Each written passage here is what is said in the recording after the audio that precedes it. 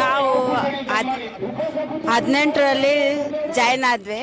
ಅಂದರೆ ನಾವು ಹ್ಯಾಂಡಿಕ್ಯಾಪ್ ಆದರೂ ಸರ್ಕಾರ ಅಂದರೆ ಹ್ಯಾಂಡಿಕ್ಯಾಪಿಗೆ ಇಂಥ ಇದು ಮಾಡ್ತೀವಿ ಅಂತಾರೆ, ಏನೂ ಮಾಡಿಲ್ಲ. ಆದರೂ ಈಗ ಎಷ್ಟು ಅತಿಥಿ ಉಪನ್ಯಾಸಗಳು ಇದ್ದಾರೆ, ಅವರಿಗೆ ಮುಂಚೆ ಸ್ಟ್ರೈಕ್ ಮಾಡಿದಾಗ ಏನು ಮಾಡಿದರು, ಸಂಬಳ ಹೆಚ್ಚಿಗೆ ಮಾಡಿದರು ಅಂದರು. ಆದರೂ ಏನು ಮಾಡಿದ್ದು ಅವ್ರು ಏನಂದರೆ 8 ಗಂಟೆ ಇದ್ದಿದ್ದು 15 ಗಂಟೆ ಮಾಡಿದರು.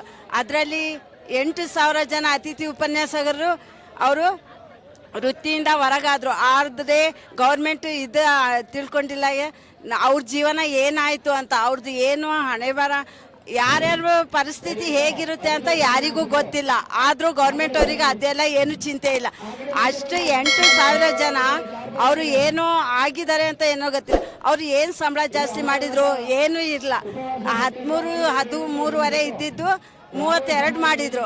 ಮತ್ತು ಅದರಲ್ಲಿ ಏನು ಎಷ್ಟು ಜನ ಜೀವನ ತೆಗ್ದು ಆಮೇಲೆ ಬೇರೆಯವರಿಗೆ ಜೀವನ ಕೊಟ್ಟರು, ಅಷ್ಟೇ ಹೊರತು ಏನಿಲ್ಲ. ಈಗ ನಾವು ಹೋರಾಟ ಮಾಡೋದು ಏನಕ್ಕೋಸ್ಕರ ಅಂದರೆ ಎಲ್ಲರೂ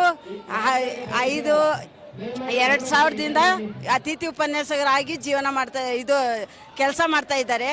ಆದರೂ ನೀವು ಗೌರ್ಮೆಂಟ್ ಜಾಬ್ ಇದ್ದವರಿಗೆ 1 ಲಕ್ಷ 2 ಲಕ್ಷ 3 ಲಕ್ಷ ಕೊಡ್ತಾ ಇದ್ದಾರೆ. ಈಗ 18 ಗಂಟೆ ಕೊಟ್ಟಿದ್ದಾರೆ ಅಂದರೆ ಅವರು ಏನು ಸುಮ್ಮನೆ ಕೊಟ್ಟಿಲ್ಲ.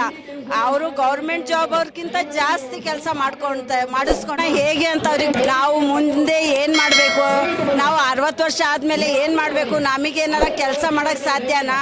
ನಾವು ಹ್ಯಾಂಡಿಕ್ಯಾಪ್ ಈಗಲೇ 1 ಕಿಲೋಮೀಟರ್ ನಡೆಯೋಕ್ಕಾಗಲ್ಲ. ಆದರೆ ನಾವು ಹ್ಯಾಂಡಿಕ್ಯಾಪ್ 60 ವರ್ಷ ಆದಮೇಲೆ ನಾವು ಏನು ಮಾಡ್ತೀವಿ ಅಂತ ಏನಾರ ಗೊತ್ತೈತಾ? ಈಗ ನಮ್ಮ ಜೀವನ ಏನಾಗ್ತೈತೆ ಅಂತ ಏನಾರ ತಿಳ್ಕೊಂಡಿದ್ದಾರ ಅವರು? ಏನೂ ಇಲ್ಲ. ನಮಗೆ ಕಾಯಂ ಬೇಕೇ ಬೇಕು.